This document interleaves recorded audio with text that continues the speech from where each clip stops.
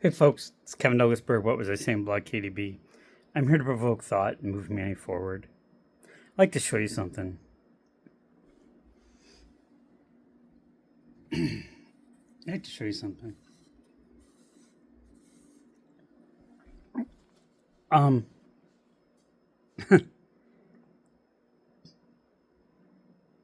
those flowers basically are representative of this past year for me. Um, I got those flowers for someone that didn't show up. I'll be honest with you. Absolutely honest with you. Um, and we're texting and stuff like that.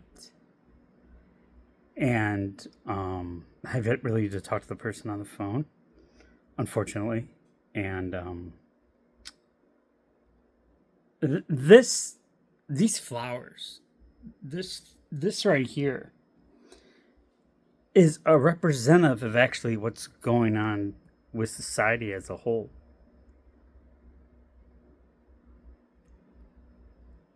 And I mean, the intent was there, right? The effort going back and forth was there. The feeling and emotion was possibly there, but this person has issues with their phone. As stupid as that sounds. And and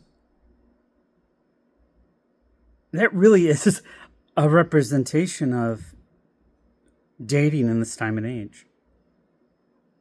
I think it looks nice. I had a place to put it. It displays nice. But the person's not here, right? Basically an empty chair. Basically an empty chair. What do I mean by that?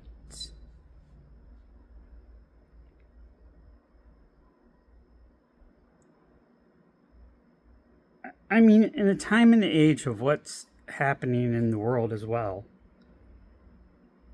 it's right here. It's the intent is there, the interest is there, the attraction is there, the possible connection is there, but the response is not. And this person had someone, fall ill, and I'm very sorry about that and all that. But this is very representation of what's going on. People, that empty chair is a lot of people. That empty chair is just a lot of people nowadays. And I'm not trying to call anybody out. It's men, it's women, it's everybody. It's society as a whole. It's the quick fix. It's the want. It's the, and stuff like that. But, and I just realized this. Let me clean this off a little bit. I just realized this. If you want something if you are searching for something in somebody, and you want to meet them on all their different levels, right? You want to find out about them. You want to explore. You want to understand their wants, their needs, the issues they're having, what they've been through, the richness of that person through experiences, trials, and tribulations. Yeah, I live in a trap house. It was a former drug house, yeah. Crystal meth dogs had to come in here. Yep, they cook meth here. Anyhow, before I lived by the lake. That's neither here nor there. That's completely different. But I have learned that if the other person, and maybe because I'm just a fool in this, maybe I'm just a complete idiot, I'm naive, I have no game, whatever you want to say as a 52-year-old divorced male. That's 1 year after his heart got broken, I'm searching for more in somebody than they really want to give back. That they really want to share. That they really want to show. And it's not just intimacy. It is thoughts, feelings, actions, spirit. It is their fears, their goals, what they wanted to be when they're young. I mean, it's all of it. And when I come back to his intent, that's my date, an empty chair. That's my date, an empty chair. And a lot of people, the person will show up. It'll still be kind of like an empty chair. I have to understand that most people do not want to connect in the ways that a lot of times you want to connect. And that's why, I think that's why a lot of relationships become very frustrating and people grow apart and things like that.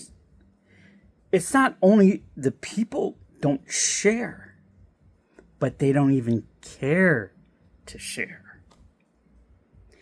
And after you don't care to share and you restrict yourself, well, that's done. Your relationship's done. After that happens, it's done. So, will it still be an empty chair in 3 months? Will it still be an empty chair in 6 months? Could it still be an empty chair in a year? Yeah, it could be. Absolutely, it could be.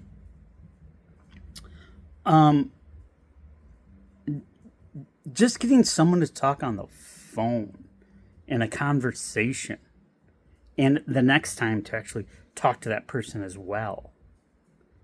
I'm not talking sexual. I'm not talking like phone sex, all that bullshit. I'm not talking about that.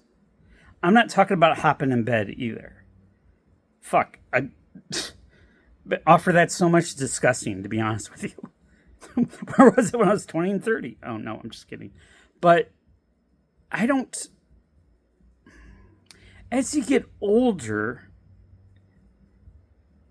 if you share everything with somebody, if you don't think you don't leave something of yourself with that person. I don't care if it's a wham bam thinking ma'am. I don't care if it's a one night stand. I don't care if you knew the person for 3 weeks. I don't care if you went out with them for 4 months and then you guys broke up. You're going to leave part of your emotional self with them.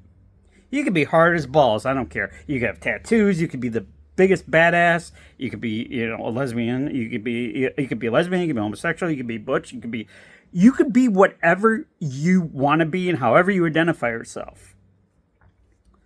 When it comes down to sharing yourself to that level,